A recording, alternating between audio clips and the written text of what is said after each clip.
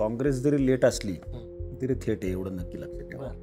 पण पवार साहेबांनी भाषणात वक्तव्य केलं.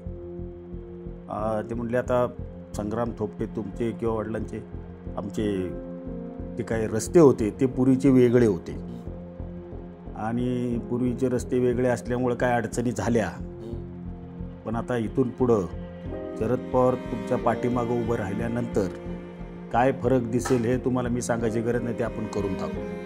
अजित पवारांपेक्षा तुम्ही शरद पवारांना का पसंती दिली? बेभरोशाचे जास्त अजित पवार आहेत शरद पवारांपेक्षा. आज आम्हाला बोलता की यांनी काय केलं 15 वर्षात. तुम्ही पण 15 वर्षात आमच्यावर सत्तेत सहभागी आहात ना, होते, आत्ता नसाल. आजपर्यंत तुम्ही त्या लोकांना ताकद आमच्या विरोधात दिली, त्यांना विकास कामाला का नाही दिली? तुम्हाला का नाही वाटलं की भोरचं बारामती व्हावं म्हणून? शिवाजी महाराजांचं जन्मस्थान म्हणून शिवनेरी किल्ला त्या ठिकाणी सरकार दरवेळेला तिथं शिवजयंती साजरी करतं आणि तिथं करोड रुपयाचा निधी देतं.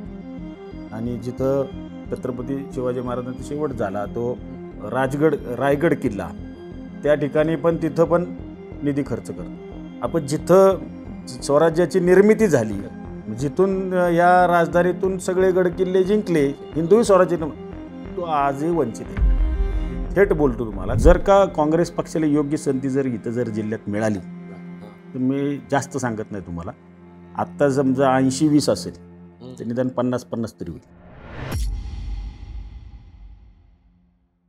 नमस्कार, बोलबेडू चर्चामध्ये आपलं स्वागत. विधानसभेची निवडणूक महाराष्ट्राची जसजशी आता जवळ येऊ लागलेली आहे तसतसं जी चर्चा आहे ती अत्यंत रंगतदार अवस्थेत पोचलेली आहे की ही निवडणूक जी आहे ती एकतर खूप महत्त्वाची आहे, कारण महाराष्ट्रामध्ये गेल्या 5 वर्षामध्ये जो राजकारणाचा विचका झालेला आहे त्यानंतर ही निवडणूक होती.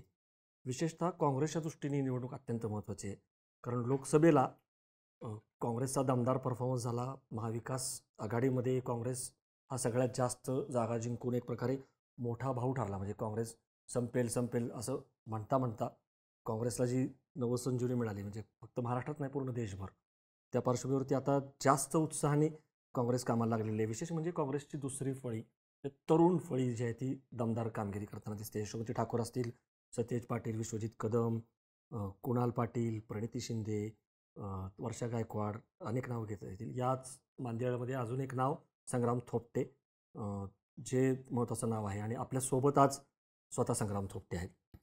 स्वागत बोलबेडूमध्ये.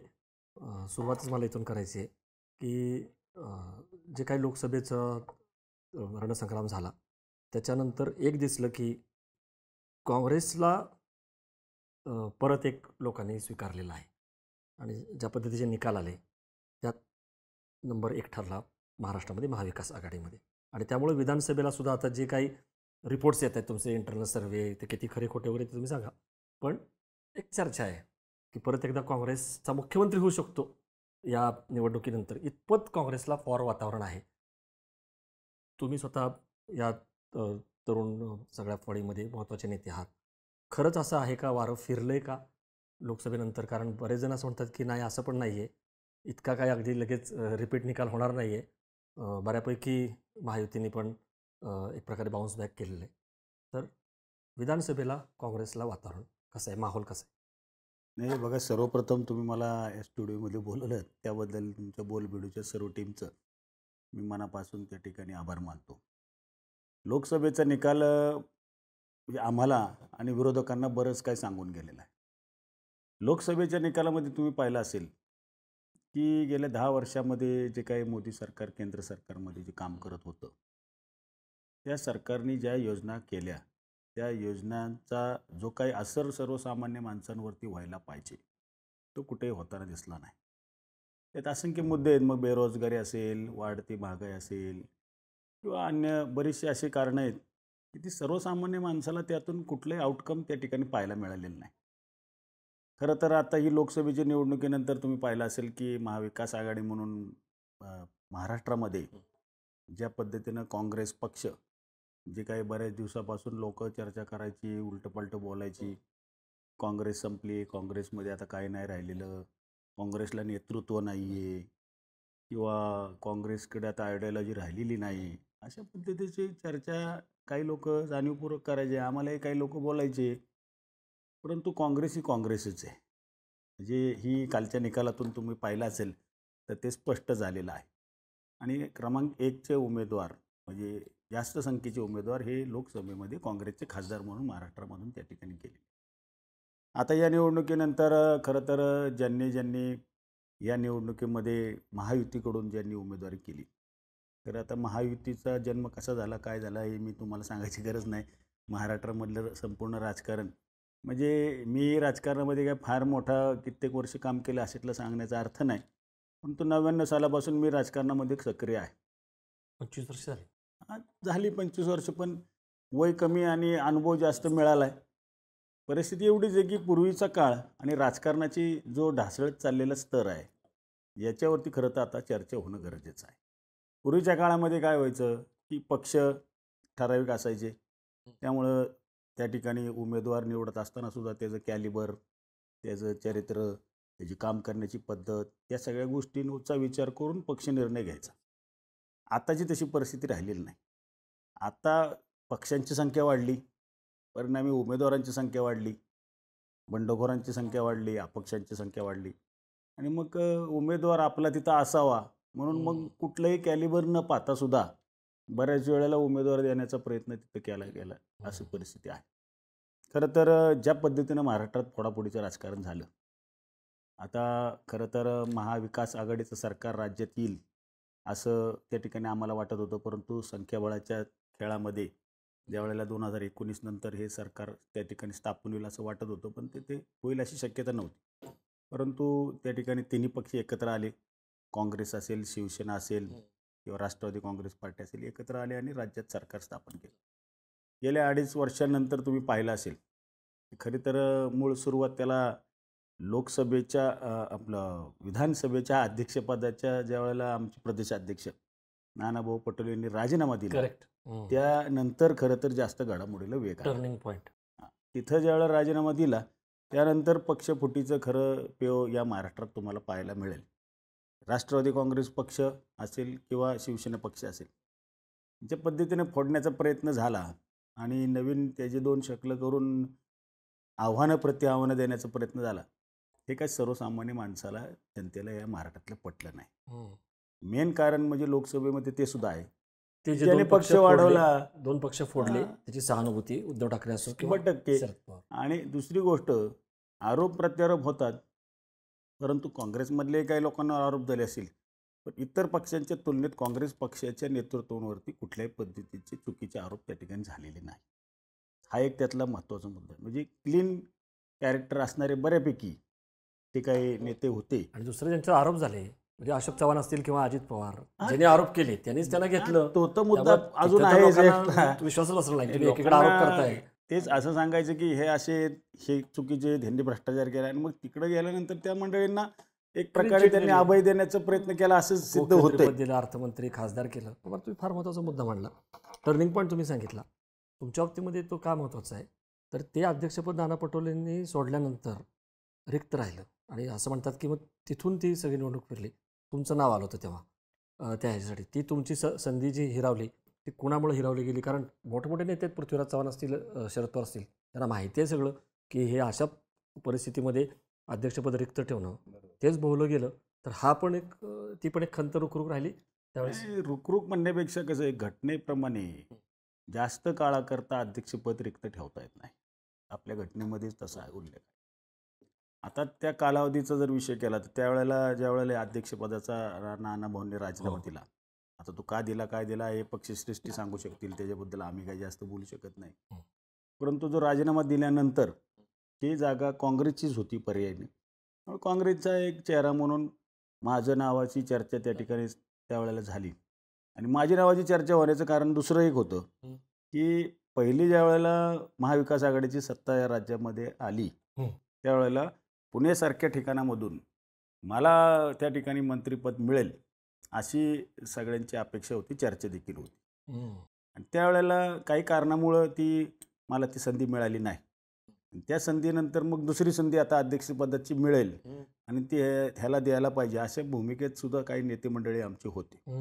माझ्या जवळपास नावाचे फायनल त्या ठिकाणी त्यावेळेला होतं, पण तिथं पण थोडीशी माशी शिंकली तर ती काही न बोललेली मला तेच बोलायचं. कारण बरोबर तुम्ही बोलला, 93 साली विलासराव देशमुख असताना मंत्रिपद मिळालं, त्याच्यानंतर मुद्दाम मागून येतोय कारण कळावं म्हणून की बॉम्बस्फोट झाले, पवारांना परत यावं लागलं, सुधाकर नाईक जाऊन ये आणि जवळपास ते मंत्रिमंडळ जुनं सगळं होईल, पण त्याच्यामध्ये नव्हतं नाव. आणि त्यानंतर आता किती वर्ष झाली? 93 नंतर 93 आता जवळपास 30 एवढं 31 एवढं वर्ष झाली. मंत्रिपद मिळालेलं नाही आहे. मग अशी काय शिकली? म्हणजे हा अन्याय मला तेच म्हणायचं. म्हणजे अध्यक्षपद जसं नाकारलं तुम्हाला काँग्रेसकडं होतं, तुमच्या नावाची चर्चा होती. मी तुम्हाला मुद्दा मागून येतोय. आता काय त्यावेळेची म्हणजे माझे वडील आता 1972 साली राजकारणात आले. त्यांनी ते अधिकारी होते, बीडी होते, ब्लॉक डेव्हलपमेंट ऑफिसर. त्यांनी त्याचा राजीनामा दिला आणि त्यांची पहिली पोस्टिंग झाली होती त्यावेळेला लातूरला काही काळ, नंतर काही काळ नांदेडला होते, काही काळ मंगळवेढ्याला होते आणि सगळ्यात शेवटची पोस्टिंग होती वेल्ला. आता वेल्ला म्हणजे आत्ताचं नव्याने राजगड. राजगड हो. आता वेल्ला तालुका म्हणजे त्यावेळेला एकेकाळची काळात काळ्या पाण्याची सजा भोगण्यासाठी अधिकाऱ्यांना पाठवलेला अतिदुर्गम. ठिकाण, दुर्गम भाग. अतिदुर्गम. आणि मग तिथं पाठवलं. त्यांनी ते स्वीकारलं, काम करायला सुरू केलं आणि सुरू करत असताना लोकांचा एक भावना त्या ठिकाणी झाली. कारण की तालुक्यामधले एक सुशिक्षित तरुण आणि शासकीय सेवेमध्ये असणारा एक व्यक्ती आहे, प्रशासनाचं ज्ञान असणारा व्यक्ती आहे, त्याला आपण निवडणुकीत उभं केलं पाहिजे. म्हणून लोकांच्या आग्रहास्तव 1972 साली सेवेचा राजीनामा देऊन त्यांनी अपक्ष निवडणूक लढवली. कारण त्यावेळेला काँग्रेस पक्षाच्या वतीनं आमचे जे नेतृत्व होते काँग्रेसचे, त्यांनी त्यावेळेला तिथं दुसरे उमेदवार त्या ठिकाणी बाहेरचे, तालुक्याबाहेरचे सुचवलेले होते. आणि मग लोकांची भावना होती की आमच्या तालुक्यातले तरुण आहे, सुशिक्षित, त्यांना का नाही मिळावं. लोकांनी उठाव केला आणि तिथं अपक्ष निवडून आले. ही त्यांची राजकारणाची खरी सुरुवात आहे. तर त्यानंतर जसं राजकारणात अपक्ष निवडून आले, त्याच्यानंतर काँग्रेस पक्षात जे आहेत आज तागायत काँग्रेस पक्षातच आहेत, तिथे कुठेही त्यांनी सोडले. बरोबर. आता सिनियरिटी असेल किंवा वयोमान असेल यानुसार आता ते जास्त राजकारणात सक्रिय नसतात. बरोबर. तर त्यांच्या उमेदीच्या काळातलं सांगतो. म्हणजे माझा जन्म 1977चा आहे. आता मलाही काय फार त्या लहानपणात कळत होतं, अशातल्या मुद्द्याने कोणाला समजत नाही. माझं शिक्षण 1ली ते 3री ते मुंबईच्या DGT हायस्कूलला झालं. गोरेगावला जे DGT हायस्कूल स्कूल आहे. म्हणजे 81 सालापासून माझे वडील त्या ठिकाणी वसंतदादा पाटील साहेबांच्या मंत्रिमंडळात पहिल्यांदा त्यांना दुग्ध विकास मंत्री म्हणून स्थान मिळालं. त्याच्यानंतर शिक्षण खातं असेल, परिवहन असेल, कृषी असेल, अनेक जवळपास खाती त्यांनी आणि 13 वर्ष काळात त्यांना मंत्रिपद भोगण्याची संधी मिळाली. आता सिनियरिटी वाईज पुणे जिल्ह्याचं पालकमंत्रीपद असेल किंवा इतर ठिकाणी सुद्धा त्यांनी कामं केली. आणि त्यावेळेला कळत नकळत हा एक संघर्ष थोडासा वाढत गेला. म्हणजे राजकीय जो संघर्ष असतो, बरोबर. कारण की वसंतदादा पाटील साहेबांच्या विचाराने प्रभावित होऊन ते काम करायचे. आणि मग त्यावेळेला थोडंसं वसंतदादा पाटील साहेब आणि पवार साहेबांचं थोडंसं राजकीय जरी एकत्र विषय पार्टीत असला तरी सुद्धा राजकीय थोडंसं अंतर्गत धुसफूस असायची. आणि मग त्यावेळेला म्हणजे दादा म्हणायचो आम्ही वसंतदादा पाटील साहेबांना, दादा ते तुमच्या वडिलांना पूर्णपणे विकास कामांसाठी किंवा याच्यासाठी पूर्ण ताकद द्यायची.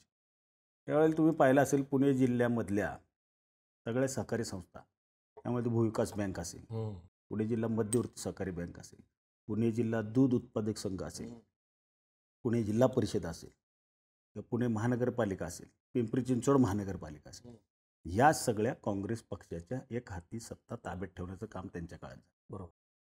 आणि मग थोडंसं सत्तास्थान त्या ठिकाणी असल्यामुळं किंवा आमचे वडील जास्त त्या ठिकाणी पुढाकाराने काम करत असल्यामुळे थोडासा नकळत अंतर्गत विरोध वाढत गेला. आणि त्यातून मग थोडंसं वाद झाले असतील किंवा नसतील माहीत नाही. आता पूर्वीचा काळ आहे. मला मान्य 93 तुम्ही लहान होता, पण मला सांगा 99ला एक प्रकारे आपण म्हणूयात की त्या अन्यायाची पुढचं पाऊल किंवा परिसीमा झाली जेव्हा फुटले पवार.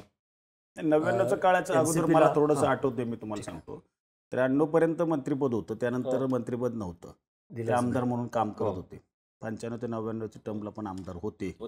आता 99च्या काळामध्ये अशी एक घटना घडली, त्यावेळेला एकत्र काँग्रेस असताना त्यावेळेला भोरला एक काँग्रेस पक्षाचा मेळावा झाला, भोरच्या एस टी स्टँडच्या तिथं. त्या मेळाव्याला आमच्या वडिलांना डावलून काँग्रेस पक्षाने, मग ते अजितदादा असतील किंवा इतर नेते असतील जिल्ह्यात, त्यांनी स्वतंत्र मेळावा घेतला. म्हणजे भोर तालुक्यामध्ये तर काँग्रेसचे आमदार आहेत, ज्येष्ठ नेते आहेत, माजी मंत्री आहेत, पालकमंत्री होते. मग तो थोडासा संघर्ष जास्त वाढत गेला. 99च्या निवडणुकीत ज्यावेळेला राष्ट्रवादी काँग्रेस पक्षाची स्थापना झाली, त्यावेळेला आमच्या वडिलांनी विचार तो काय बदलला नाही. हो, ते तिथंच राहिले. त्यामध्ये पतंगराव कदम साहेब असतील, बरोबर. विलास काका उंडाळकर हो. असतील, बरीचशी देशमुख इव्हन साहेब सुशील असतील, कुमार शिंदे सुशील सुद्धा. कुमार सगळे राहिले हे एकनिष्ठ. सगळे एकनिष्ठ राहिले. त्यावेळेला पवार साहेबांनी नवीन पक्ष काढला. हो, ते त्या पक्षामध्ये गेले, काही लोक गेले हो, आणि मग 99च्या काळात त्यांनी त्याच्या पक्षाची घोषणा हो. परदेशी मुद्द्यावरती त्यावेळेला केले. बरोबर. सोनियाच्या विदेशीपणावरती. हो. विदेशी मुद्द्यावरती तो गाजला आणि त्याच्यावरती ती निवडणूक झाली. सगळ्यात 99ची मला आठवती ही घटना. 99ला जून जुलैमध्ये हम्म. त्यावेळेला राष्ट्रवादी काँग्रेसची स्थापना झाली. हो. त्यावेळेला सगळ्यात पहिली सभा महाराष्ट्रातली करेक्ट. भोरला झाली. बरोबर. सोनिया स्वतः आल्या होत्या. आणि सोनियाजी गांधी ज्या वेळेला आल्या त्यावेळेला सोनिया गांधीजींना सुद्धा मराठी असं फारसं बोलता येत नव्हतं. हो. इंग्रजी वक्तृत्व असल्यामुळं त्यांना फार मराठी जास्त बोलता येत नव्हतं प्रभावीपणे. आणि आमच्या भोरमध्ये तर सगळे म्हणजे पुढे असले ग्रामीणच भाग, मराठीशिवाय जास्त काही समजत नाही. मग असं त्यावेळेला हेलिकॉप्टर येणार येणार म्हणून उत्सुकता होती आणि एवढा जोराचा पाऊस झाला की 3 वेळेला हेलिकॉप्टर टेकऑफ केलेलं ते खाली थांबवलं. म्हणजे इथून आलं मुंबईतनं ते 3 वेळेला म्हणजे आम्हाला असं वाटत होतं की कार्यक्रम होतो का नाही, पण त्यांनी ते हेलिकॉप्टर आलं आणि मग जी सभा झाली चिखल तुडवत गेला अक्षरशः. हा माझ्याकडं तो फोटो आहे, तुम्हाला दाखवेल तुम्हाला मी. अशा संपूर्ण काळ्या छत्र्यांचा ढीग दिसतोय म्हणजे ग्राउंडवर. जवळपास 4 ते 5 लाख पब्लिक बघितलाय फोटो. त्यावेळेला असेल. आणि त्यावेळेला मग माधवराव शिंदेजी होते, शंकरराव चव्हाण साहेब होते, रणजित बाबू देशमुख होते आणि त्यावेळेला महाराष्ट्र प्रदेशचे अध्यक्ष प्रतापराव भोसले साहेब होते, भाऊ.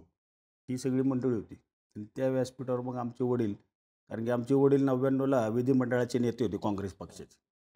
आणि मग त्यांच्यावरती काँग्रेस फुटल्यानंतरची सोनियाजी गांधींच्या मार्फत त्या ठिकाणी विधिमंडळ नेतृत्व ज्या वेळेला आमच्या वडिलांना मिळालं, नेक्स्ट टू भविष्यात ते मुख्यमंत्रीच होणार, प्रगातच आहे काँग्रेसमध्ये. विधिमंडळाचा नेता असतो तोच मुख्यमंत्री ती बनतो. प्रथा असते. प्रथाच आहे.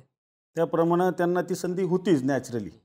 अनुभव पण होता आणि झालंच होतं जवळपास की सगळं. अनंत थोपटे आणि ते फायनल झालं. त्यामध्ये सभा पण इतकी मोठी झाली की सोनियाजी गांधींनी मराठीत भाषण केलं थोडंसं.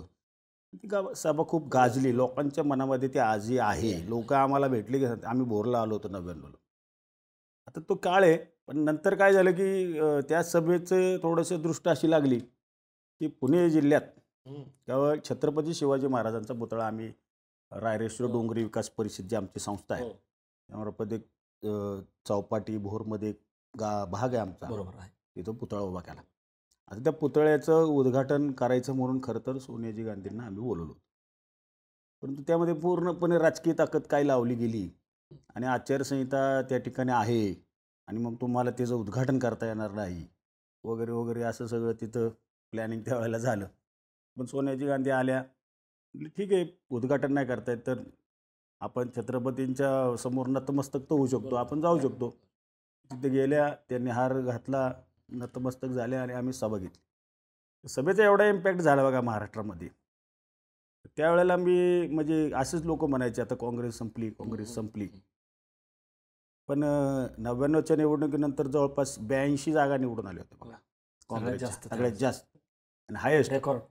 आणि नेमकं दुर्दैवानं थोपटे साहेबांचा पराभव झाला. गडाला पण सिंह गेला जसं म्हणतो आपण तसं. वाटत होतं की आता हे 100% होणार, कारण की त्यातली मेन 2-3 कारणं अशी आहेत की ते विधिमंडळ नेते असल्यामुळं तिकिटांचं जे वाटप होतं ते पक्षाने त्यांच्यावर जबाबदारी सोपवली आणि ते दिल्लीला जवळपास 15 दिवस तिकीट वाटपासाठी तिथंच थांबली. आणि त्यावेळेला नेमका समोरच्या मंडळीने मोका साधला. आमच्यातले काही मंडळी असतील त्यांना थोडंसं बोलवण्याचा प्रकार झाला. मुख्यमंत्री पदाचा उमेदवार जेव्हा हरतो तेव्हा ते नरेटिव्ह आजच्या भाषेमध्ये बदलतच ना. नरेटिव्ह पेक्षा ते तुम्ही जरा सांगा की कसा पराभव झाला, कारण पवार आणि थोपटेंच्या संघर्षाचा एक प्रकारे हा ज्याला म्हणतो आपण की एक उत्कर्ष बिंदू आहे तिथं. पराभव असा काय म्हणजे काय झालं की त्यावेळेला एकतर वडील जास्त काळ मुंबईमध्ये दिल्लीमध्ये अडकले आणि दिल्लीमध्ये असल्यामुळे इथं जी नेक्स्ट फळी होती चालून, मी तर नौकाच होतो राजकारणात, कारण की मी कॉलेजचं लास्ट इयर होतं, माझं लास्ट इयर होतं. 20-22 वर्ष. तर त्यावेळेला मला काय फारसं आराखडे राजकारणातले माहीत नव्हते.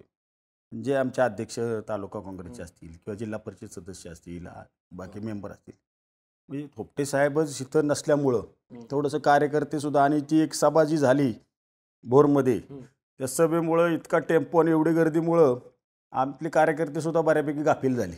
आता काय, आता निवडून Relax आलोच झाले, आपण, जमाच एवढी गर्दी, आता एवढा मोठा जनसमुदाय आपल्या मागं गृहीत आहे, धरले की आता काय आपलं येणारच. थोडंसं एक निष्काळजीपणा त्याच्यात महत्त्वाचा आणि गाफीलता झाली.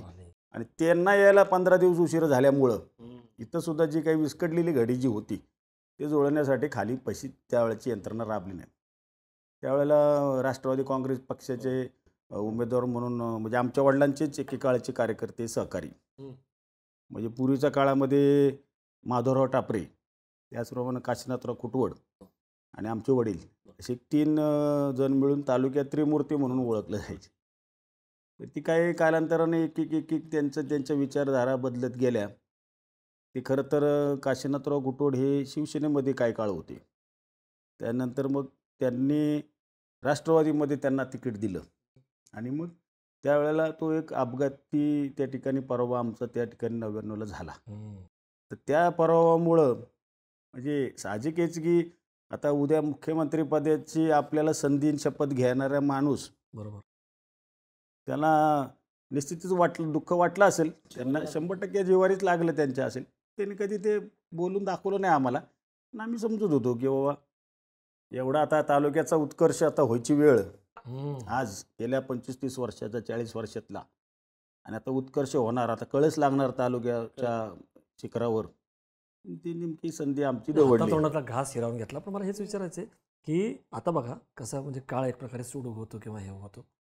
ज्या अनंतराव थोपटेंशी शरद पवारांनी एवढा संघर्ष केला, ठीक आहे, असेल सत्ता आहे अमोघ आहे, त्यांचाच म्हणजे एक प्रकारे मनधरणी करावी लागली. सुप्रिया सुळेंची जी निवडणूक झाली तेव्हा जो बारामती अख्ख्या महाराष्ट्रामध्ये काय देशामध्ये लक्षवेधी निवडणूक होती, तेव्हा पवारांनी जे बेरजेचं राजकारण केलं त्याच्यामध्ये सगळं विसरून आले थोपटेंकडं, आणि तुम्ही सुद्धा म्हणजे मोठं मन दाखवून ते हे केलं. तर मला हेच विचारायचं आहे की इतका म्हणजे 93ला हुकलेली संधी आपण बघतो 31 वर्ष मिळालेली नाही आहे, त्याच्यानंतर आत्ता विधानसभेचं अध्यक्षपद दिलेलं नाही, आणि सगळ्यात मुख्यमंत्रीपद, एवढं सगळं, आणि त्याला जी पवार थोपटे किनार आहे, काय झालं नेमकं? कसा तुम्ही हा निर्णय घेतला की आपण अजित पवारांच्या सोबत नाही तर शरद पवारांच्या बरोबर? आज तो निर्णय घेतला असं म्हटलं तर ते थोडंसं चुकीचं होईल. निर्णय पहिलाच घेतला 99, हा सांगतो, 99 नंतर ज्या वेळेला पराभव झाला तरी काय आमच्या वडिलांनी पक्ष वगैरे काय सोडला नाही, काँग्रेस पक्ष राहिले. विलासराव देशमुख साहेब त्या ठिकाणी मुख्यमंत्री त्यावेळेला झाले. त्यांच्या काळात वडील सहकार परिषदेचे अध्यक्ष म्हणून सुद्धा काही 1-2 वर्ष त्यांनी काम पाहिलं. नंतर मग त्या घटनेनंतर 2004ला ते निवडणुकीला उभे राहिले. 4 ते 9 ते एक टर्म त्यांनी निवडणूक केली. आता 99 नंतर 2004ला ज्या वेळेला निवडणूक झाली लोकसभेची, त्यावेळेला सुप्रियाताईंनी त्या ठिकाणी निवडणुकीला पहिल्यांदा उमेदवारी या मतदारसंघातून घेतली आणि काँग्रेसची आणि राष्ट्रवादीची आघाडी झाली. मग आम्ही शेवटी पक्षाचा आदेश मानणारी मंडळी पहिल्यापासून, जरी काही खाली असलं, वाद असले तरी सुद्धा पक्षाने जो आदेश दिला तो फायनल. 2004 साली आघाडीच्या उमेदवार म्हणून ज्या वेळेला 9 नंतर ज्या वेळेला 9च्या निवडणुकीत सुप्रियाताई सुळे ज्या वेळेला उभ्या राहिल्या, त्यांचं प्रामाणिक पक्ष म्हणून त्या ठिकाणी आघाडीचं आम्ही काम केलं. जवळपास भोर मतदारसंघातून मला आठवते 18 का 19,000चं मताधिक्य त्यावेळेला पहिल्यांदा मिळालं. नंतर परत 2014ची घटना झाली, त्यावेळेला आघाडी झाली, लोकसभेला आघाडी झाली, त्यावेळेला आम्ही जवळपास 18,000-18,500 सुद्धा. 2014ची लोकसभा झाल्यानंतर मात्र आघाडी विधानसभेला नाही झाली, ती मोडली. त्यावेळेला मीच होतो. नंतर 2019ला सुद्धा आघाडी झाली, त्यावेळेला सुद्धा तेवढंच मताधिक्य आपल्या मतदारसंघात दिली. त्यामुळे आता जे काही थोडंसं परसेप्शन होते, चुकीचं होतंय. मला त्या अर्थाने म्हणायचं की एक मी जसं वाटलं की संधी पण होती कदाचित की हे सगळ्याचा हिशोब मला ते न करता मन मोठं दाखवलं. ते काय नाही, मन मोठं दाखवण्यापेक्षा पक्षाचा आदेश तर मानलाच आम्ही, तो आजपर्यंत मानत आलोय. दुसरी गोष्ट, पूर्वीच्या काळामध्ये अजितदादा पवार हे स्वतः त्या ठिकाणी या सगळ्या निवडणुकीचे निर्णय घ्यायचे. निर्णय म्हणजे तेच पवार साहेब काही जरी असतील बघत तरी सुद्धा हेच जास्त ऍक्टिव्ह रोल यांचा असायचा. त्यावेळेला ते स्वतः यायचे थोपटे साहेबांकडं. ते 1-2 वेळा आले, सुप्रियाताई आल्या, अजित पवार त्यावेळेला आले, त्यावेळेचे पण भेटी आहेत. पण त्यावेळेला असं काही फार मोठं गाजावाजा झाला नाही त्याचा. पण 2024ला आता म्हणजे मगाशी मी तुम्हाला सांगितलं की ज्या पद्धतीनं पक्षफोडीचं घाणेरडं हो राजकारण झालं, हो ते पवार साहेबांसारख्या खुद्द नेतृत्वालाच त्यांच्या घरातून आव्हान दिलं गेलं. त्यावेळेला मात्र सर्वसामान्य माणसाला सुद्धा ते पटलं नाही. म्हटलं नाही बरोबर. तो तर मुद्दा आहेच, हो. परंतु पक्षाचा आदेश म्हणून हम्म. जे महाविकास आघाडीचा आमचा जो आदेश आम्हाला दिलेला होता, त्या आदेशाचं आम्ही पहिल्यापासूनही काले स्वागत आणि आज पण केलं, इथून पुढे करणार. त्यांनी इच्छा व्यक्त केली पवारसाहेबांनी की खरं तर माझी भेट झाली पहिली हो. सिल्लोर ओकला. मी काही काम नव्हतं, पण माझे अशोकराव पवार जे आहेत शिरूरचे आमदार, ते पवारसाहेबांकडे चालले होते. मला म्हटले 1 मार्चची घटना आहे बघा, आत्ता मागच्या अर्थसंकल्पातली. मला म्हटले मी चाललो आहे पवारसाहेबांकडं. म्हटलं येत आहे का? म्हटलं हो माझं काय काम नाही विशेष, तुम्हाला जायचं तर जा. नाही म्हटले चला जाऊन येऊ आपण. म्हटलं मी काय येत नाही, माझं काय म्हणजे विशेष काय माझं काम नाही आहे काय त्यांच्याकडं, काय असलं तर सांगा. आणि तसंही पार्टी पक्ष तुमचा वेगळा आहे, त्यामुळं माझा काय तिथे येण्याचा रोल नाही. नाही म्हटले चला ना माझ्याबरोबर, मी एकटाच आहे. म्हणून मी गेलो भेटलो सिल्लोर ओकला. मी बाहेरच बसलो होतो, ते आत गेले. त्यांना कळालं की मी आलो आहे. त्यांनी आत बोलवलं मला साहेबांनी. म्हटले कसं काय परिस्थिती. जयंतराव पाटील पण होते, पवारसाहेब पण होते. मग जयंतराव पाटलांनी विषय काढला, मग आता कसं काय विधान लोकसभेचं कसं काय आघाडी. साहेब काय आदेश जो आहे त्याप्रमाणे आम्ही करणार, त्यात काही विषयच नाही. म्हटले कधी सभा घ्यायची? म्हटलं कधीही घ्या. म्हटले पी एला बोलवलं, म्हटले काय सभा कधी घ्यायची? साहेब ते म्हटले 5 तारीख चालेल? म्हटलं चालेल. म्हटले 4 दिवसात तयारी होईल? म्हटलं होईल. त्यांना असं वाटलं की मी एवढं कॅज्युअली बोलतोय म्हणजे नेमकं होईल का. परत मग मला म्हटले अरे मग 7 तारीख घेऊ. म्हटलं 7 तारीख घेऊ. नंतर मग आम्ही सगळं तारीख बघितली. त्यांना आम्ही सांगितलं साहेब 7 नको, 9 घेऊ आपण. 9 मार्चला आम्ही भोरला सभा ठरली कापूरवळला हरिश्चंद्रीच्या मैदानावर. आणि साहेब म्हटले आम्ही येतो सगळेजण. ठीक आहे म्हटले या. म्हणजे असं एकदम इझिली चर्चा झाली. असं काय कुठलं आहे का आपण म्हणजे रुसणं Correct. फुगणं असं काय नाही. असं काय संघर्ष आहे म्हणून काय. आता ठीक आहे, तो मागच्या पिढीचा संघर्ष काय असेल त्यांचा तो ते बघतील. तर आम्ही तरी नवीन राजकारणी म्हणून या पद्धतीनं आलो. नंतर मग आम्ही गेलो खरं महाविकास आघाडीची आमची सभा वगैरे भोरमध्ये मिटिंग घेतली त्यांनी पक्षाची. सगळ्या कार्यकर्त्यांनी विनंती केली आणि सगळे कार्यकर्ते तिथं आले. सांगण्याचं तात्पर्य त्यावेळेला साहेबांनी मग नंतर मला फोन करून सांगितलं. म्हटले अरे अनंतरावांची तब्येत कशी काय आहे? मी त्या दिवशीही विचारलं त्यांनी मला, भेटायला गेलो त्यावेळेला, बरे आहेत का? म्हटलं आहेत बरे. आता काय करतात? काय नाही आता घरीच असतात, जास्त काय बाहेर जात नाहीत. म्हणून माझा नमस्कार सांग त्यांना. म्हटलं ठीक आहे सांगतो होतं. म्हटले अनंतराव कुठे आहेत, कसे आहेत? म्हटलं घरी आहेत. मी येणार आहे घरी, ते फिरतात का? म्हटलं जास्त फिरत नाहीत कुठं, आता तर वयाची 93 वर्ष आहेत. म्हटलं आता ती काय जास्त जात नाहीत. म्हटलं मी घरी येणार आहे म्हटले. म्हटले साहेब स्वागत आहे या. असं ते काय त्यांनी काय आता बरोबर. ते आले म्हणजे ते बाहेर आलं मीडियात की ते साहेब आले 40 वर्षानंतरचा संघर्ष मिटला नामकं झालं. खरं तर 99 नंतर बघा 3 वेळा महाविकास आघाडी झाली. काँग्रेसची आणि राष्ट्रवादी. 3 वेळेला आम्ही काम केलेच ना. केलंच आहे. हो. पण ही जी वेळ होती आत्ताची, ती जरा विशेष महत्त्व देणारी वेळ होती. कारण की स्वतः अजितदादा पवारांनीच त्यांना आव्हान दिलेलं होतं. एक्झॅक्टली. ह्या परिस्थितीमुळं म्हणजे बरीचसे लोक वेगवेगळ्या पायजा लावत होती. असंच होणार तसंच होणार. ते सगळं केडरच अजितदादांबरोबर गेले, सगळे पदाधिकारी त्यांच्याबरोबर गेलेत. तर साहेबांकडे कोण राहिलेलं नाही, ताईंकडे कोण राहिलेलं नाही. आम्ही म्हटलं बाबा आम्ही आहे प्रामाणिक निष्ठावंत कार्यकर्ते मावळे आघाडीचे, आम्ही लढू. सभा झाली बघा, त्या सभेत तुम्ही पाहिलं असेल जे एवढी अभूतपूर्व गर्दी भोरच्या इतिहासात कधीच जमली. म्हणजे एकदा सोनिया गांधींची झाली ती फारच मोठी आली, कारण की त्या महाराष्ट्रातनं लोक आले होते. पण भोर मतदारसंघातली लोक एवढे आली, जवळपास 18 ते 20 हजाराच्या दरम्यान त्या ठिकाणी जनसमुदाय आला. त्यावेळेला संजय राऊत होते, बाळासाहेब थोरात होते, पवारसाहेब होते.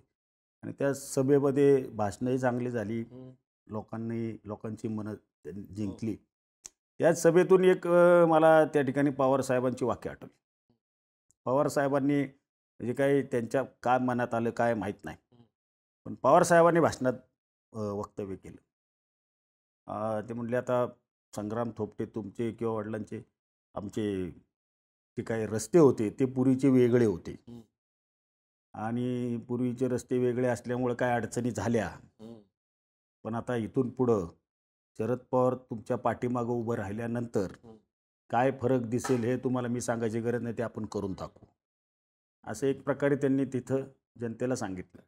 जनतेचा सुद्धा एक वेगळा मेसेज गेला की आता पूर्वीचं जे काही होत होतं त्या घडामोडी आता थांबल्यात आणि आता इथून पुढे हे एकत्र काम करतायत असा एक मेसेज त्या ठिकाणी गेला आणि निश्चित ताईंनाही त्याचा फायदा झाला आणि लोकांच्या मनातली शंका गेली. तुम्ही फार महत्त्वाचं सांगितलं की नवी पिढी म्हणून तुम्ही फार या संघर्षाचं ओझं घेतलं नाही, कॅज्युअली घेतलं. पण मला इथे विचारायचं आहे की अजित पवार तसे तरुण पिढीचे आहे, शरद पवार आणि अनंत थोपटे मागच्या पिढीचे, त्यांच्यावर तुम्हाला भरोसा वाटला. अजित पवारांनी पण प्रयत्न कमी नाही केले तुमच्या बाजूला ओढण्याचे, तुमच्या कारखान्याला वगैरे मदत केली कुठे अशा बातम्या आल्या. तर काय झालं म्हणजे नेमकं मला हे विचारायचं की तुम्हाला अजित पवारांपेक्षा तुम्ही शरद पवारांना का पसंती दिली? बेभरोशाचे जास्त अजित पवार आहेत शरद पवारांपेक्षा? नाही बघा, भरोसा बेभरोसा यापेक्षा मग काय आहे दुसरं जे मूळ आहे, मूळ हे राष्ट्रवादी काँग्रेस पक्षाचे शरद पवार साहेब आहेत. मूळ पक्ष बरोबर. तसं आता आमच्या कुटुंबातलं मूळ कोण? आमचे वडील. आमचं मूळ पक्ष कुठला? तर काँग्रेस. विचारधारा आहे, पक्षनिष्ठा. विचार कोणी रुजवला आहे ते महत्त्वाचं आहे.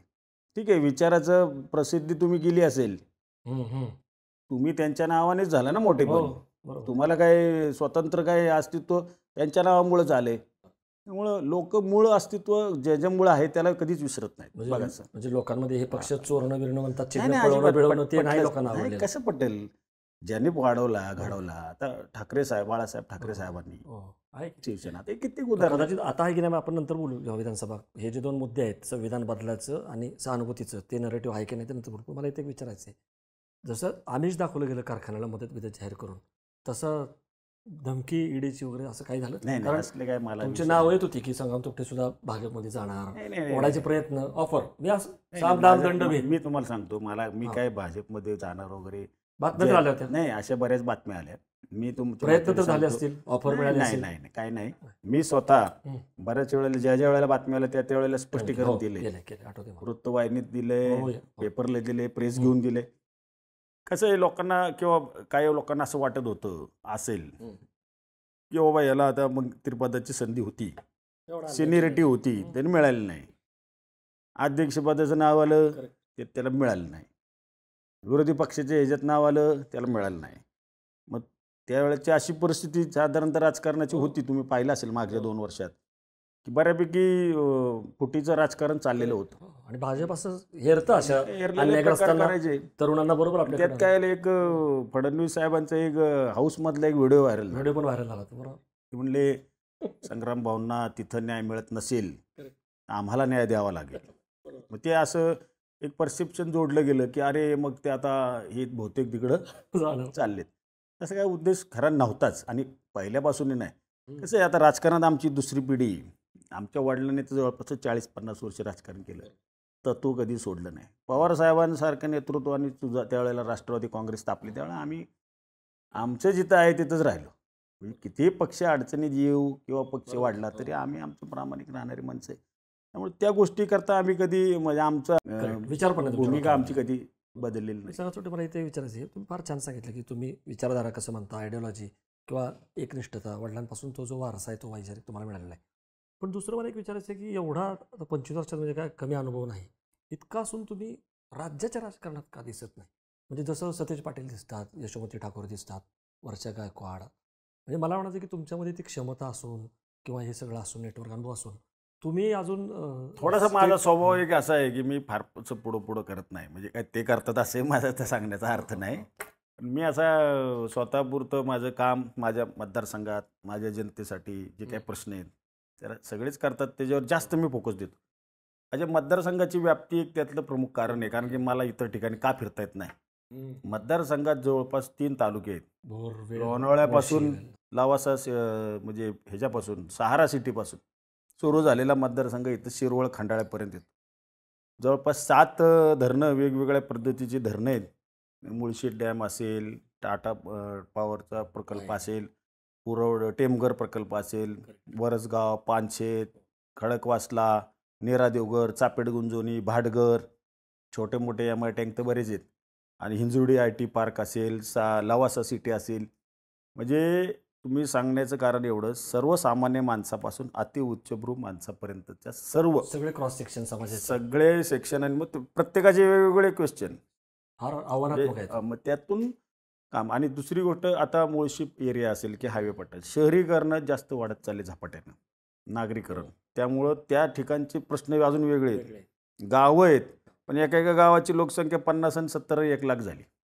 मग त्याच्या सगळ्या नागरी सुविधेची अडचणी, प्रश्न असे सगळे म्हणजे अतिदुर्गम भाग वेधल्यासारखा तो पण आहे, इथं एकदम हायटेक. हिंजवडीसारखा एकदम आधुनिक भाग असं सगळं. ह्यामुळं खरं तर विषय जास्त होत नाही.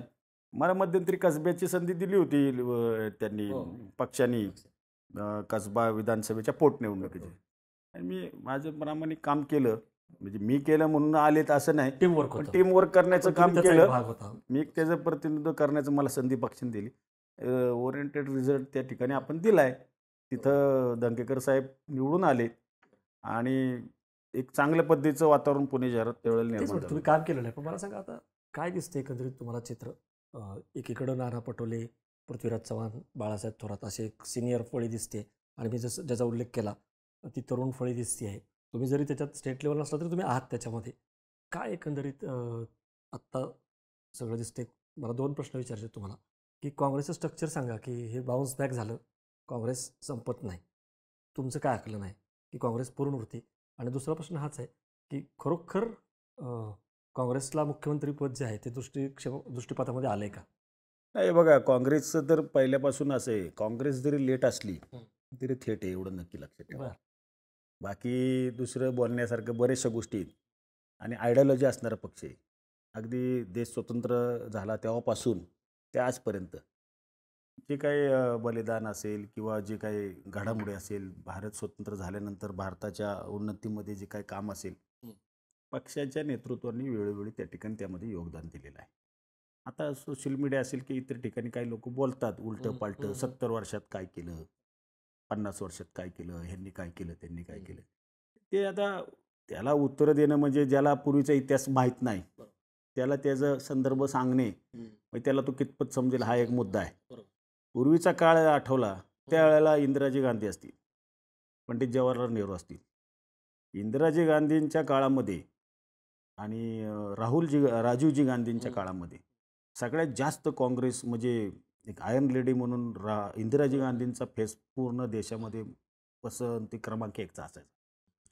आणि त्यावेळेला पासून जे काही काँग्रेस पक्षाची जी विचारधारा आहे, कारण की त्यांचं काँग्रेसचं मूळ धोरणच ग्रामीण भागाचा विकास हा त्यांचा मूळ उद्देश होता. आणि त्यामुळं तळागाळापर्यंत सर्वसामान्य माणसापर्यंत म्हणजे काँग्रेस पक्ष म्हणजे कुठल्या जाती पंथाचा पक्ष नाही, सर्व विचारधारेचा पक्ष म्हणून तो एक रुजला. तो आजही लोकांच्या मनामध्ये. ठीक आहे, आता मीडियामुळं काही लोकांची दिशाभूल होते.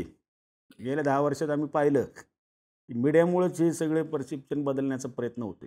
थोडं आम्ही त्याच्यामध्ये कमी पडलो आहे पक्ष म्हणून. ज्या पद्धतीनं मीडियामध्ये किंवा प्रसारमाध्यमात वापर केला आम्ही केला नाही, कमी पडलो. आम्हाला ते समजलं, ते उशीर झाला. समजलं, पण पाळमुळं घट्ट आहे काँग्रेसची पहिल्यापासून.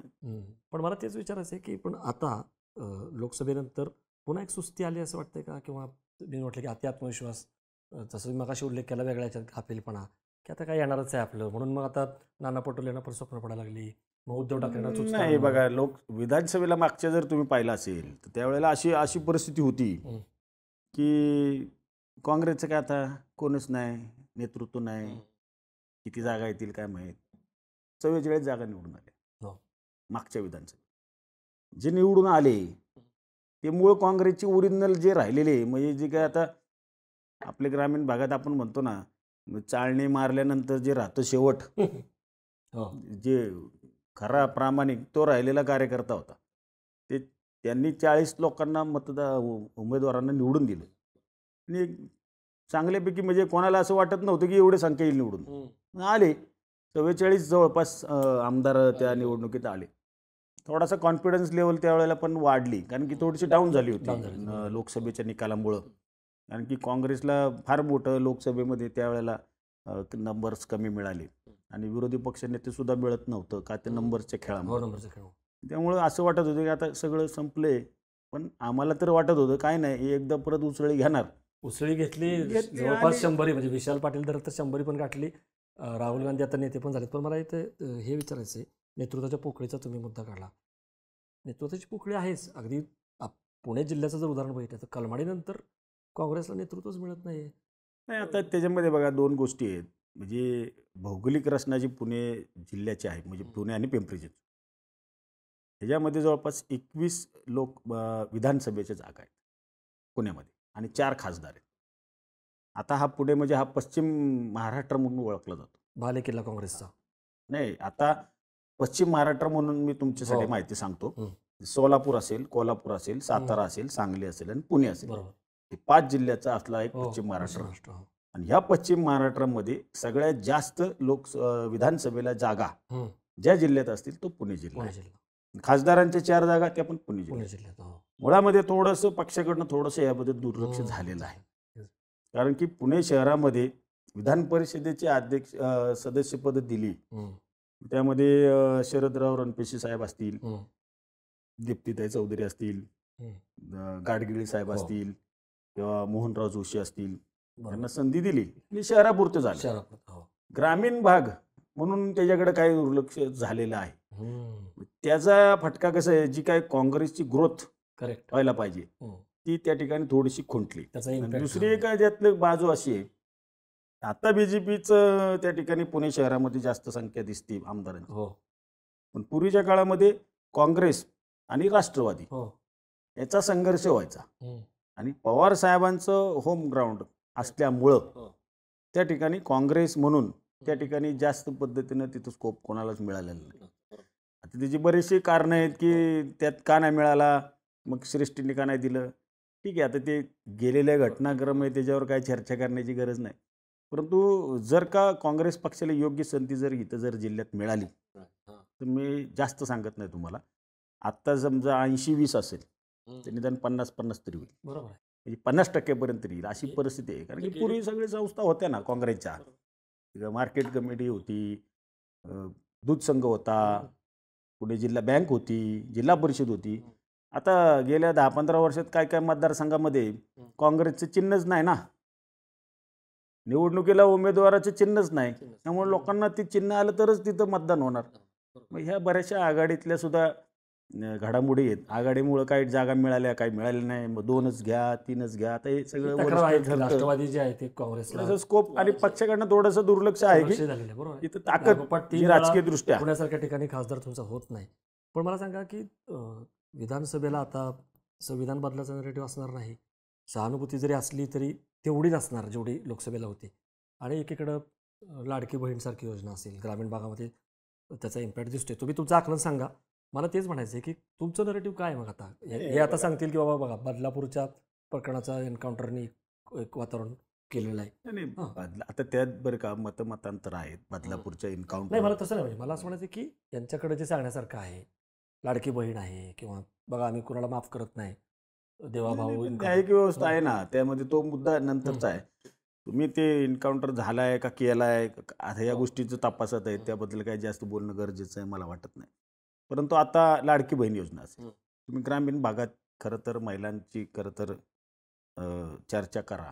म्हणजे आमच्याशी जे काही चर्चा लोकांची होती तळागाळातल्या, आता सर्वसामान्य माणसाला सगळ्यात महत्त्वाचा जर विषय कुठला असेल तो त्यांच्या तरुण मुलांच्या रोजगाराचा. रोजगाराचे. हो. ठीक आहे, तुम्ही 1500 रुपये दिले, लोक अर्ज शासनाची योजना आहे म्हणल्या घेतात, घेतलाय पाहिजे, त्याबद्दल या कोणाचं दुमत असेल. परंतु त्या 1500 रुपयामधून तुम्ही एकीकडं मग GSTच्या माध्यमातून किती पैसे घेताय हे आता सर्वसामान्य लोकांना समजत नाही. असं नाही, 100% सगळ्याला समजतं. खतांच्या बाबतीत असेल, विशेष म्हणजे ग्रामीण भागात शेतकऱ्या शेतीच्या खताचे असतील किंवा कुठलंही प्रॉडक्ट घ्या, तुम्हाला आता त्याच्यात GSTच्या माध्यमातून परतावा हा सरकारला द्यावा लागतो, हे सर्वसामान्य माणसाला माहिती आहे. त्यामुळे आमच्यासारख्याचं असं मत आहे, म्हणजे वैयक्तिक, जरी 1500 रुपये दिलेले असले किंवा जरी त्यामुळं काही सरकार म्हणत असलं की आता हा नेरेटिव्ह आम्ही मायनस करण्याचा प्रयत्न करतो लोकसभेचा, तर तो काय फारसा होणार नाही. मला 2 मुद्दे विचारायचे आहेत. एक म्हणजे महाराष्ट्रापुरतं बोलायचं तर जरांगे फॅक्टर किंवा मराठा आरक्षण हा अजूनही काय म्हणतात एक महत्त्वाचा मुद्दा आहे आणि त्यांनी भाषा केलेली आहे बॉलिवूडशीच बोलताना की जवळपास 112 ठिकाणी BJPचे किंवा महायुतीचे आमदार आहेत ते आम्ही पाडू. तुम्हालाही वाटतंय की पुढची जी निवडणूक आहे ती ओबीसी विरुद्ध मराठा हे बॅटल ग्राउंड आहे. जातीय ध्रुवीकरणावरती ही निवडणूक लढवली जाते आणि त्याच्यामध्ये काय तुमचं आकलन आहे? ते जातीय ध्रुवीकरणावर जोडण्याचं लोक जोडतात, तो मुद्दा नाही. माझं वैयक्तिक मत असं आहे की आरक्षणाचा मुद्दा आहे, सेन्सिटिव्ह आहे, ते 100% आहे. आरक्षण मिळायला पाहिजे का, ते 100% मिळायला पाहिजे.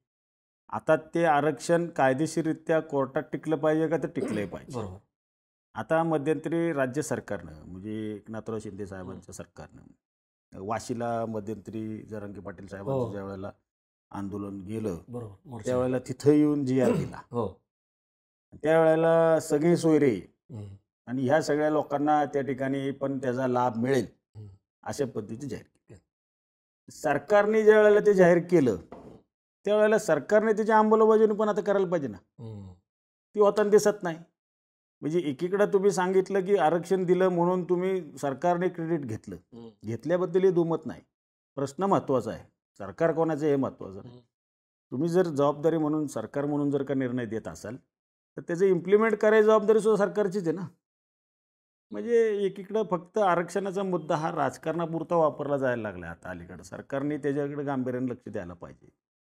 आणि खरोखरच मराठी समाजाचे जे तरुण आहेत अतिशय ग्रामीण भागामध्ये त्यांची व्यथा अडचणी आम्हालाही रोज भेटतात, आमच्याकडे रोजगाराच्या संदर्भात येतात. आम्ही जिथं यथायोग्य जिथं काम करणं असेल तिथं करत असतो, मदत करतो. आमचं कामच आहे लोकप्रतिनिधी म्हणून. पण त्यांना हक्काचा जोपर्यंत त्या ठिकाणी जातीचा दाखला मिळत नाही तोपर्यंत जे काय आता आरक्षण आहेत, सरकारी नोकऱ्या आहेत, पोलीस भरती असेल, सरळ सेवा असेल, त्याचा लाभ होणार नाही. पण जरांगे फॅक्टर आरक्षण आपल्या पश्चिम महाराष्ट्रात किती आहे का, फक्त मराठवाड्यापुरतंच आहे, पुणे जिल्ह्यात पण आहे? तुम्हाला वाटतं की हा मुद्दा थोडंसं काय आता त्याच्यामध्ये जरांगे फॅक्टर आपल्या पश्चिम महाराष्ट्रामध्ये पण आहे. पश्चिम महाराष्ट्रातल्या काही कुटुंबात कुणबीचे सुद्धा दाखले, म्हणजे आता ज्यांच्याकडं पूर्वी ओपन मराठा कास्टमध्ये होते त्यांच्याकडे काही कुणबी प्रमाणपत्र मिळालेले आहे. मग ते त्या प्रमाणपत्राचा वापर करतायत आणि त्याच्यामध्ये काही ठिकाणी सेवेमध्ये त्यांना लाभ मिळाला आहे किंवा कशात आरक्षणात मिळालं आहे, पण सरसकट काय अजून मिळालेलं नाही. त्यामुळं मागणी आहे तर ती अशी जास्त जरी दिसत नसली पण 100% तळातल्या तरुणाला वाटते, मराठा समाजाला वाटते की हे मिळालंच पाहिजे. बरोबर. दुसरं मला विचारायचं, उद्धव ठाकरे हे आल्यामुळं काय बदल झाला आहे? म्हणजे दोन्ही सांगा, पॉझिटिव्ह निगेटिव्ह. उद्धव ठाकरे आल्यामुळं ठीक आहे, तुम्ही सत्तेमध्ये आलात, एक वेगळा प्रयोग झाला, 2.5 वर्षांतर परत शह दिला तुम्हाला. पण आता पुढच्या निवडणुकीमध्ये असं दिसायला लागलं की थोडंसं उद्धव ठाकरेची अडचण पण होती आहे, त्यामुळं त्याने जे मुख्यमंत्रीपदाचा उमेदवार जाहीर करा म्हटलं ते नाही. असं काही नाही बरं का. तुम्ही म्हणताय खरं तर मुख्यमंत्रीपदाच्या चेहऱ्याबद्दल दोन्ही नेत्यांनी सांगितलं, जे जास्त संख्या येईल तो त्या ठेट विचारायचं की गेल्या 25 वर्षामध्ये तुम्ही काय सांगाल, तुम्ही काय काय विकास कामं केलीत, प्रकल्प केलीत की तुम्हाला लोकांनी परत निवडून द्यावं, आणि निवडून आल्यानंतर परत तुम्ही काय करणार आहात? कारण तसा 2-3 मुद्दे सांगतो. हे आता अजित पवार जे म्हणतात की टाटाचं पाणी जे आहे धरणाचं वगैरे, ते अतिरिक्त पाणी आम्ही मिळवून देऊ वगैरे, ते शक्य आहे का? दुसरं, लवासा वादग्रस्त आहे, लवासामुळे पुण्याचं पाणी कमी झालं असा आरोप होतोय. त्या लवासाची काय परिस्थिती ती पण सांगा. 144 का कितीतरी हेक्टर जमीन ओलिताखाली नाममात्र दराने दिली होती, तर ती काय घ्यायची परत प्रोसेस वगैरे काय? कारण तुम्ही सांगितलं कशा पद्धतीची सगळ्यात जास्त धरणं, तरी पण हा प्रश्न पाण्याचा भेडसावतो, तो सुटत का नाही? पाण्याचा प्रश्न हा दिवसेंदिवस गंभीरच होणार आहे. बघा, माझं विचार थोडा वेगळा आहे. म्हणजे शहरात पाणी कमी पडतंय तर कळतंय तर का हो पडतंय, त्याची प्रोव्हिजन काय करायची, तर धरणं बांधली पाहिजेत किंवा धरणाची उंची वाढवली पाहिजे, हे त्याचं सरकारच्या पुढचं आव्हान आहे.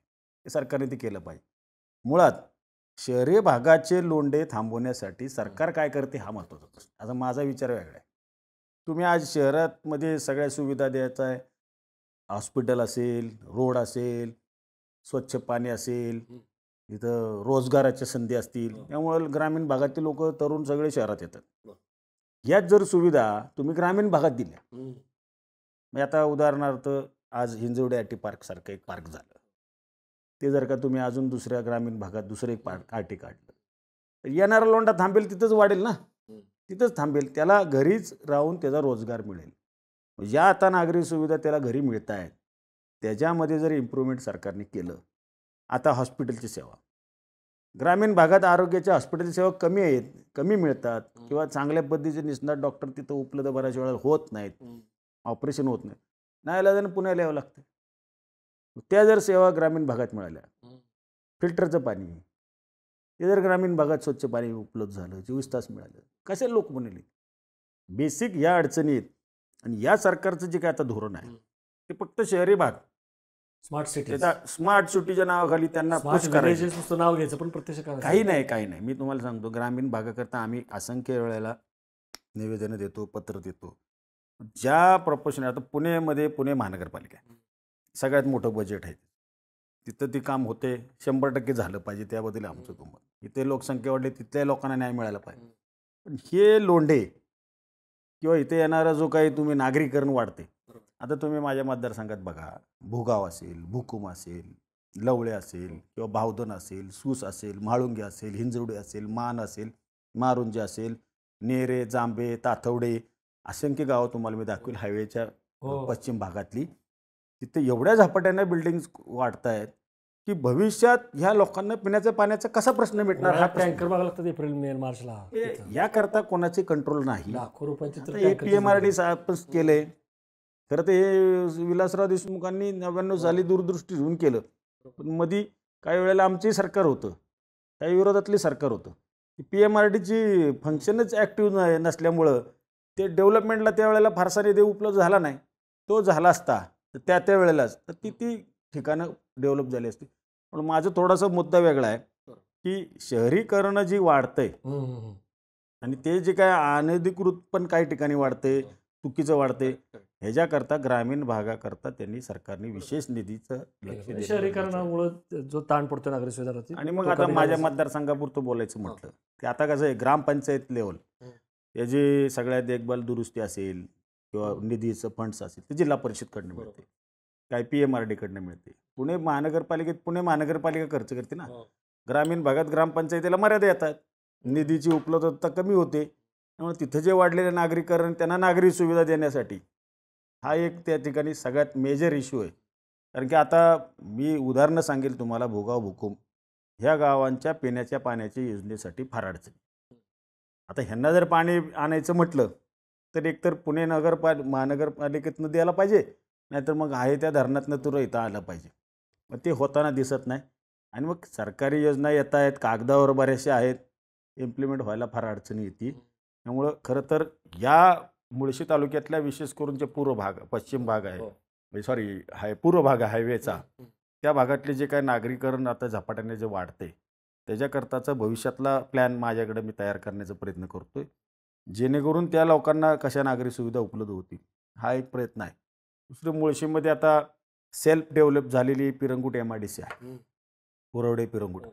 तिथं बऱ्यापैकी MIDC झाली, परंतु सेल्फ डेव्हलप झाली. सरकारने काही त्याला अनुदान दिलं नाही, लोकांनी उद्योजकांनी एकत्र येऊन केलेली. तर त्या ठिकाणच्या त्यांच्या ज्या सुविधा आहेत, मग स्ट्रीट लाईट असतील, तिथला इंटरनल रोड असेल, कारण की एक मध्ये दुर्घटना घडली, एका कंपनीला आग लागली, बरीचशी लोक त्या ठिकाणी दुर्दैवी मृत्यू त्या ह्याच्यात झाला. नंतर प्रशासनाला कळलं, कारण की तिथं आगीचा बंबच जात नव्हता. म्हणजे रोड किंवा अग्निशमन केंद्र हा सुद्धा एक सिक्युरिटीच्या दृष्टीचा भविष्यातला प्रकल्प त्या ठिकाणी आहे. जे आता हिंजवडीचा प्रश्न अजून वेगळा आहे. हिंजवडीचा प्रश्न म्हणजे लाखो लोक रोज येतात, रोज जातात. त्यामध्ये जे काही लोकल ट्रान्सपोर्ट सिस्टीम जी आपली आहे, आता मेट्रोचं वगैरे काम फायनल स्टेजला आहे, बरोबर आहे. पण जोपर्यंत लोकल सिस्टीम जी ट्रान्सपोर्टची आहे ती जोपर्यंत इम्प्रूव्ह होणार नाही तोपर्यंत कुठल्याही पद्धतीची वाहतूक तिथली समस्या सुटणार नाही. परिस्थिती हिंजवडी ते शिवाजीनगर करताय तुम्ही मेट्रो, पण इकडे येणार पब्लिक जे आहे, आता असेल, सिंहगड, त्यासाठी पण एक कनेक्टिव्हिटी ते जाळं, त्याचा काय विचार केला? तिथे MIDC कडं ते खरं तर काम आहे. MIDC कडून आम्ही सुद्धा एक प्रोजेक्ट रिपोर्ट त्या ठिकाणी करायला लावला आहे. काही ठिकाणी आता एकेरी वाहतूक सुरू असल्यामुळे थोडंसं सायलेंट झालंय ट्रॅफिक, आणि संध्याकाळच्या रश आवरला 5 ते 8 प्रचंड ट्रॅफिक, म्हणजे 1-1 तास सुद्धा काही वेळेला अडकतात. तर तो एक नागरीकरणाचा समस्येमुळे उद्भवलेला तिथला प्रश्न आहे. त्याच्याकरता सुद्धा प्लॅन भविष्यातला तयार केलेला आहे. दुसरी गोष्ट, धरणाचं जे उंची वाढवायची, मुळात हे धरण टाटा पॉवरचं आहे, मुळशी धरण. त्यांना सरकारने संपादित जमीन करून टाटा पॉवरला दिलेली आहे ॲग्रीमेंट, त्याचे काही करार सरकारबरोबर झालेलं आहे. त्या धरणाची आता 4 मीटरने हाईट वाढवायची, आणि त्या वाढलेल्या हाईटमुळे जे पाणी वाढेल ते पाणी पुणे शहर हो. आणि दौंड इंदापूर इथं सिंचनासाठी द्यायचं असा त्यांचा मुद्दा आहे. पण आता हे गेले 15 वर्ष हेच आहेत ना इथं. 15 वर्ष सत्तेत तेच आहेत. आज तुम्हाला अडचण वाटायला लागली का? मग तुमचं त्यावेळेला का नाही प्लॅनिंग झालं? बरं 4 मीटर हाईट वाढवल्यामुळं जी गावं आता परिसरातली पाण्याखाली जाणार आहेत, त्याचं पुनर्वसनाचं काय? पहिलंच पुनर्वसन रखडले. या सगळ्या गोष्टी आहेत. हे ते काय निवडणुकीचं विकास गाजर कामाला आमचा विरोध नाही. निवडणुकीचं गाजर म्हणून जुमडा तात्पुरतं आहे. आता आमच्याकडे भोरमध्ये सुद्धा बऱ्याच वेळेला एमआयडीसीचा मुद्दा काढला जातो निवडणुकीत. एमआयडी झाले आता काढलाच होता. एमआयडीसी झाली पाहिजे आणि मी ते म्हटले मी आता निवडणूक झाली की लगेच मिटिंग लावणार, असं करू तसं करू. ठीक आहे. मग आतापर्यंत तुम्हीच होता ना, तुम्ही काय केलं इतके वर्ष? तुम्ही महाविकास आघाडीतलेच घटक होता. आम्ही काय केले हे आम्ही पण जनतेसमोर मांडले आजपर्यंत आणि माझ्या त्याच्याबद्दल मी स्पेशली सांगणारच आहे. खरं तर भोर तालुक्यातल्या तरुणांचा खरं तर हायवे बेल्ट जो आहे आमचा म्हणजे शिंदेवाडी ते सारोळा, सारोळा ते गुणन या हायवे बेल्टमध्ये बऱ्यापैकी इंडस्ट्रियल एरिया आहे. वेळूला इंडस्ट्रियल हब आहे, कासुर्डीला आहे, कुसगावला आहे, रांजेला आहे, सारोळ्याला आहे, शिवऱ्याला आहे, परत सारोळ्याच्या खाली पांडेला आहे आणि शिरवळला पण काय. इथला जो तरुण वर्ग आहे तो बऱ्यापैकी तिथं व्यवसाय नोकरीच्या निमित्तानं करतोय.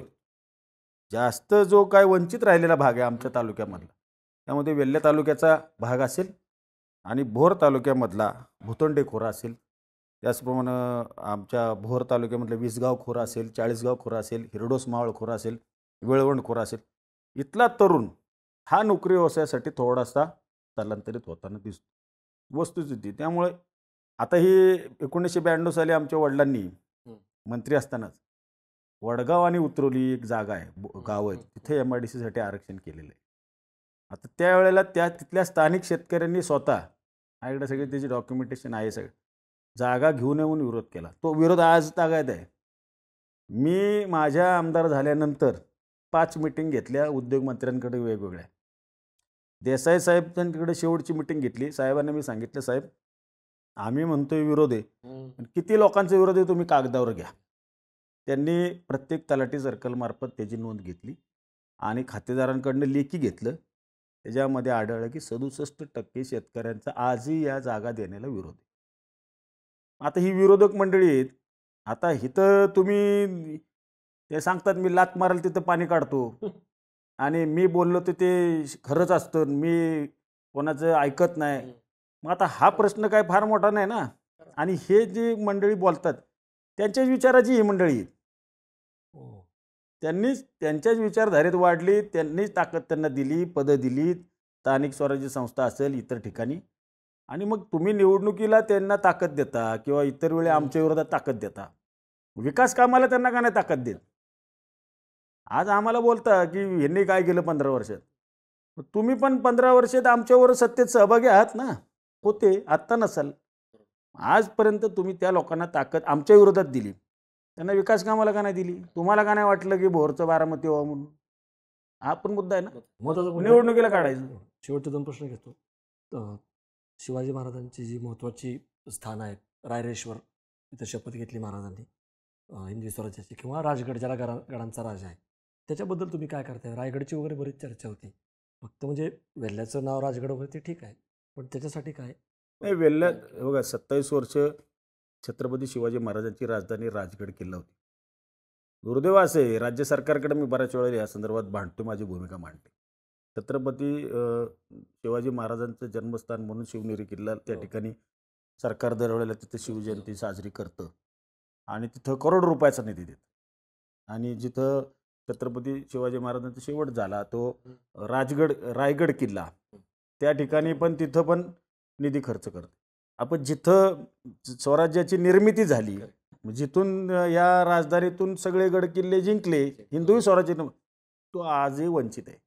मी थेट बोलतो तुम्हाला, कारण की मी बऱ्याच वेळेला आता त्यात आमचे सरकार माझे विधान काय पण का अनास्था एवढी? नाही, अनास्था म्हणजे काय आहे की मी त्यांना बऱ्याच वेळा सांगितलं, उद्धव साहेब ठाकरे साहेबांना सुद्धा मी भेटलो त्यावेळेला. पर्यटन मंत्री आदित्य साहेब तटकरे होते, त्यांनाही मी भेटलो. म्हटलं साहेब तुम्ही या पर्यटन विभागाचे मंत्री आहात, तुम्ही याच्याकरता निधी द्या. ते म्हटले मी देतो. आणि पहिल्या 10 राज्यातले जे आपलं किल्ले त्या ठिकाणी केले, त्यात राजगडचं नाव त्यांनी घेतले. आता राजगडच्या खाली राणीसाहेब सईबाईंची एक समाधी आहे. ती त्या ठिकाणी पुरातत्व विभागामार्फत त्याला जवळपास आता 31 कोटी रुपये मंजूर झाले. त्याचं उत्खनन आणि छत्रपती शिवाजी महाराज पावसाळ्याच्या काळात राजगड किल्ल्यावरती न जाता खाली एक पाली एक गाव आहे भोसलेवाडी, तिथं एक शिवपट्टण वाडा, तिथं ते राहायचे. तो शिवपट्टण वाडा जो आहे त्या पट्टण वाड्याचे अवशेष सुद्धा उकरण्याचं काम त्या ठिकाणी सुरू झाले. तिथं जुन्या वस्तूसुद्धा सापडल्या. तिथं एक मोठ्या प्रमाणाची शिवसृष्टी आणि सईबाईंचे समाधीस्थळ ह्याचं एक 30 कोटी रुपयाचं काम आता ऑनगोईंग आहे, सुरू आहे. त्यामुळे मला वाटतं तिथे एक जुना इतिहासाला त्या ठिकाणी उजाळा मिळेल, वास्तूंना जतन त्या ठिकाणी असा एक प्रयत्न आहे. रायरेश्वरच्या बाबतीत तुम्ही सांगितलं, रायरेश्वरची बहुतांश जमीन वन विभागाची आणि जी जागा आहे, कारण की छत्रपती शिवाजी महाराजांचा राज्याभिषेक करताना